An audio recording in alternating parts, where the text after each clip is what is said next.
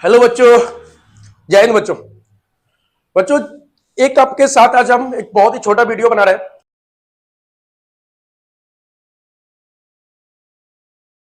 और इस वीडियो में हम आपको एक स्ट्रेटजी और एक प्लानिंग के बारे में बात करेंगे। ध्यान से सुनिएगा, बहुत ही छोटा वीडियो है। देखिए, अभी हमारा सितंबर का मंथ अब अगस्त का महीना अब हमारा कंप्लीट होने वाला है और सितंबर का महीना आने वाला है। और सितंबर के महीना आते ही जो खास करके बोर्ड के स्टूडेंट है वो 10th और 12th वाले की परेशानियां बढ़ जाती है और परेशानियां बढ़ जाती है उनके सिलेबस को लेकर के। कुछ बच्चे का जो सिलेबस है वो इनकम्प्लीट है अभी तक, या कुछ बच्चे का जो सिलेबस है वो काफी ज्यादा एस1 में स्कूल वालों ने डाल रखा है।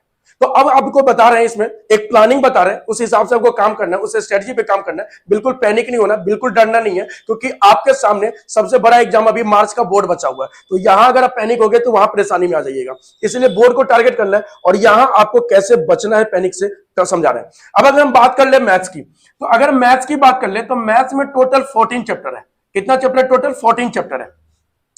अगर टोटल 14 चैप्टर है और आपके जो एस7 में सिलेबस है वो आपको 10 चैप्टर स्कूल वालों ने रख दे दिया। 10, जैसे कि वो देना तो चाहिए 6-7 चैप्टर ही देना चाहिए, लेकिन अगर किसी कारणवश आपको 10 चैप्टर दे दिया, चलो उन्होंने तो अपना काम कर लिया। अब आपको क्या करना है उसको ध्यान से समझना है। आपको क्या करना है, इस 10 चैप्टर में से ये चेक करना है जो आपको कितने चैप्टर पे कॉन्फिडेंस है, यानी कितने चैप्टर का क्वेश्चन आप घर पे आराम से खुद से सॉल्व कर पा रहे हैं।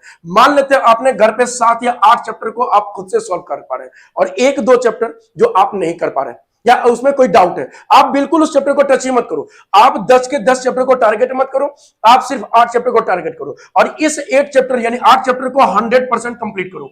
इसका बेनिफिट क्या होगा वो समझा देते हैं। 8 चैप्टर का आपने टारगेट किया, 2 चैप्टर आपने छोड़ के जा रहे हैं पेपर में। मान लेते 15 नंबर का आपको, उसमें 15 नंबर का वेटेज है, 15 नंबर का तैयारी नहीं है, ठीक है, कोई बात नहीं। अगर 80 मार्क्स का पेपर है, 15 माइनस कर देंगे, 65 स्कोर कर रहे हैं। 65 मार्क्स का आपके पेपर आ रहा है, 65। अगर 8 चैप्टर आपने पूरा कंप्लीट कर लिया तो 8 चैप्टर कंप्लीट करने से 65 स्कोर अगर आप कर रहे हैं या 60 भी अगर आप स्कोर कर रहे हैं, कैलकुलेशन भी मिस्टेक हो गया 5 नंबर का, 60 नंबर अगर आप स्कोर कर रहे हैं, यहाँ पे 60 स्कोर कर रहे हैं, तो समझो आपका बेनिफिट क्या है। जो बोर्ड के लिए ये 8 चैप्टर 100% कंप्लीट है, यानी सितंबर के बाद इस 8 चैप्टर का टेंशन बिल्कुल नहीं रहेगा।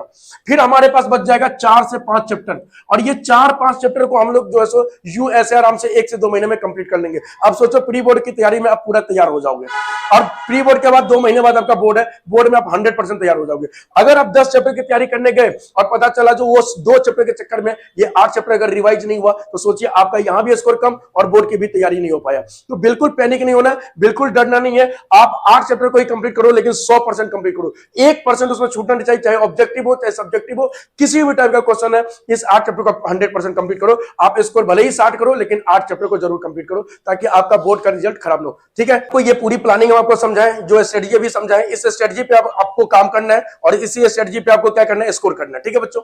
और अगर ये वीडियो अच्छा लगे, अगर ये स्ट्रेटजी अच्छा लगे, तो मेरे चैनल को जरूर आप सब्सक्राइब कर लेना, क्योंकि इसी चैनल के प्लेटफॉर्म पे आपको मैथ्स की तैयारी, मार्क्स तक, बोर्ड तक एक-एक चैप्टर की तैयारी होने वाला है। तो सब्सक्राइब करके जरूर रख लेना आप। थैंक यू बच्चों।